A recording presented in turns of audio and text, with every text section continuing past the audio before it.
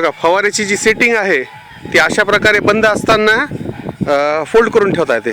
जसं आता आपण उघडूयात. एकच जण करा. ओके, हे पहिलं फन उघडलं त्याचं लावून टाका. तुम्ही थांबूच नका.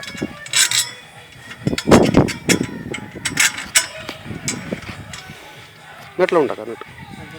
नट तिथे खाली ठेवला होता.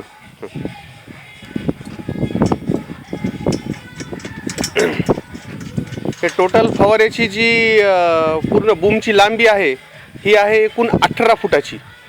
मधला हा जो सेंटर आहे हा सेंटर आहे टोटल 3.5 फुटाचा. 3.5 फुटाचा सेंटर आहे आणि टोटल लेंथ जी आहे ती एकूण 18 फुटाची आहे.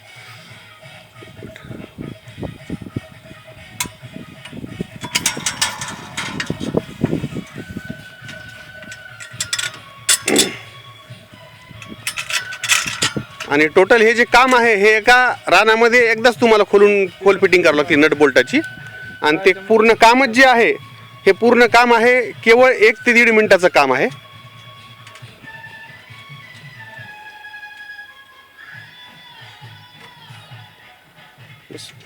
दोन आटे मारा सोडून द्या. आता ज्या वेळेला कधी ह्याच्यामध्ये झाड यायला लागलेलं आहे त्यावेळेला ऑटोमॅटिक ते पाठीमागे येते. 1 मिनिट बघा, येऊ द्या, मागे येऊ द्या. ज्यावेळेस कधी झाड आलेलं आहे आणि हे इतकं पाठीमागे येत आहे की टोटल हे 180 डिग्रीमध्ये पूर्ण टर्न होऊ शकतं. जाऊ द्या पलीकडे.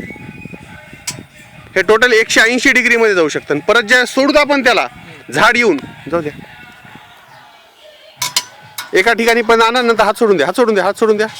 परत हे आपल्या जागेवरती येऊन बसतं. आता राहिली गोष्ट स्प्रिंगची ॲडजस्टमेंट जी आहे ती कशी आहे ते दाखवतोय. स्प्रिंगची ॲडजस्टमेंट हा या ठिकाणी अशा प्रकारचा स्प्रिंग आहे जो ज्यावेळेस आपण टर्न करू त्यावेळेला अशा पद्धतीने वर्क करतो. इकडे आल्यानंतर हे त्याचं नियरेस्ट डिस्टन्स आहे स्प्रिंग मधलं. कमी टेन्शन असणार. परत एकदा स्प्रिंगचा ताण वाढणार आणि इथं आल्यानंतर परत स्प्रिंगचा ताण जो आहे हा कमी होणार. हे अशा प्रकारे 2 साईडला जे आहेत ह्या दोन्ही साईडला स्प्रिंग लावलेले आहेत. अजून एक महत्त्वाची गोष्ट म्हणजे जो पहिला फोल्ड होणारा महत्त्वाचा भाग आहे त्या ठिकाणी त्याची जी विड्थ आहे ही अशा प्रकारे बारीक केलेली आहे इथं. आणि जो दुसरा भाग आहे जो फोल्डिंगमध्ये जाणार आहे हा रेग्युलर आहे.